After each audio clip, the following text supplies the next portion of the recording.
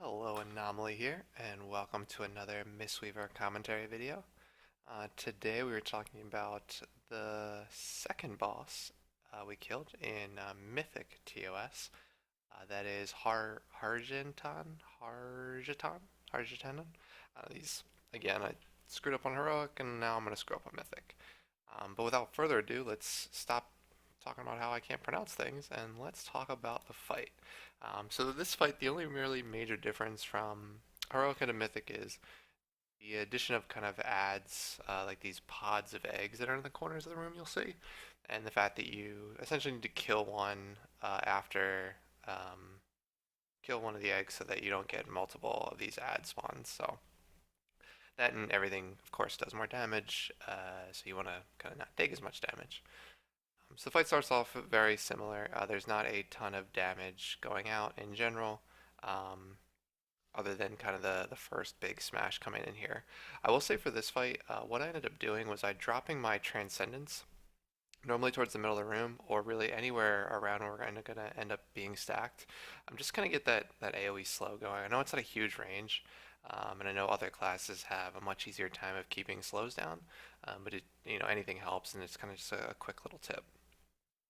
So here we are. This is the second piece. We had our cooldowns kind of set for this. So this is definitely going to be, that's where I use my revival there. But for the most part, this is going to be a refreshing Jade fight and lots of grouping up. So kind of stay within melee as much as you can. Dodge things, don't take a ton of stacks.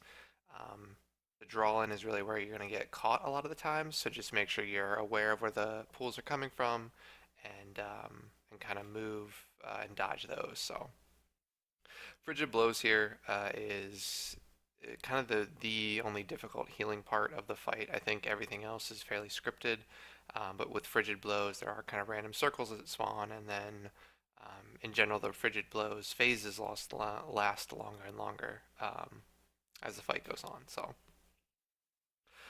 you are, another kind of crazy AoE damage, so refreshing Jadewind, keep that up. Chi burst through the group, which I'm doing super late, heals like two people. Should have timed that a little bit better. You can kind of refreshing as the AoEs coming in, or as the frontal cones coming in, and then Chi burst after that. Um, so here we go. Tank's taking a ton of damage. Refreshing Jaden was up a little bit early, which was good. I do have Velen's off cooldown. I pop it here. Technically, probably not the best part to pop a Velen's into Essence Font. Can definitely do that better, but we're about to head into a Frigid Blows, so I want to kind of make sure we get that. I should have probably saved it for the Frigid Blows itself. So here's the draw in. People are going to take a lot of damage here, so you kind of want to be able to see stacks on folks. That was kind of the key from my mind, was like just watching stacks on folks. People are going to take extra damage because of that. Also watch the ad. The ad actually does damage in this phase. So as you can see, I took a bunch of damage I probably shouldn't have just because of that. So and now kind of that's the phase. You'll see there's a ton more puddles out. A lot more damage is going to go out for the final one. I think you only end up ever getting three kind of frigid blow phases.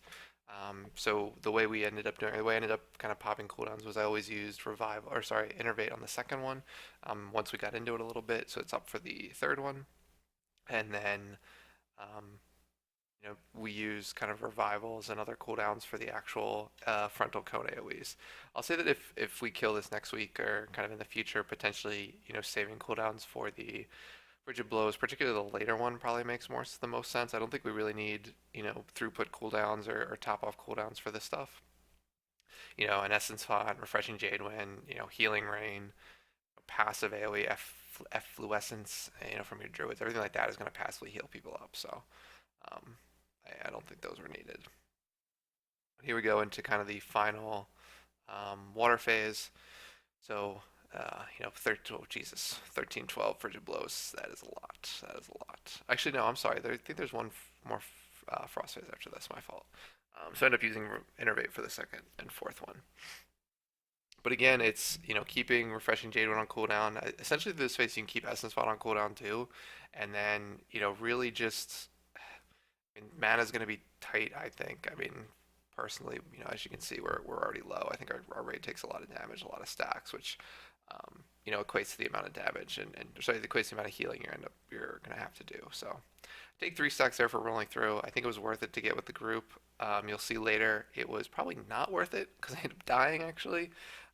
So I would say limit your stacks. You have to take the long way around. Take the long way around.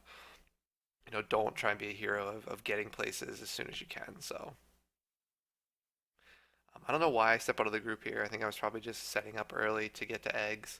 We get really, really lucky here that the egg we need to kill is close. We don't have to go through anything, which helped kind of alleviate a lot of the stacks we have on the raid from there. So as you can see here, I do have revival up. I ended up saving it specifically. I was supposed to use it at that one. I ended up saving it specifically for the final piece. For the final, sorry, frigid blows, just to make sure I had it here. As you can see here, this is actually, I believe, where I'm good there. I end up dying though coming up. I have 9 stacks. That's way too many. There's no way I'm gonna get healed through all this. So I do as much healing as I can before I end up essentially falling over. Yeah, that point, which is really bad. So from here, I mean, if I was up, I have a ton of mana available, which is great. So it's like, Essence Font on cooldown, Refreshing Jade on cooldown, Chi Burst through the group if you can, Velens if you got it up. Basically just use everything you can. They end up popping me up a little bit later. I get Innervate pretty much right off the bat. To try and top off as many people as I can going into the end here, and we end up killing it. So all in all, it's not a terrible fight. Tight Enrage, we actually hit the Enrage on an attempt or two before this, before actually killing it. So if your damage isn't good, or if people taking high stacks losing people early, you're potentially going to wipe to the Enrage, but it's not too hard. Um, but other than that, that is Harjatan. Um, Interesting fight, not too difficult. I think it's probably easier than the first boss, just in terms of mechanics. A lot simpler, but that's just me. In any event, thank you very much for watching. If you do have any kind of suggestions or questions, you can leave them in the comments below. Or if you'd like, you can visit Pika Serenity Discord. The link will be in the description below.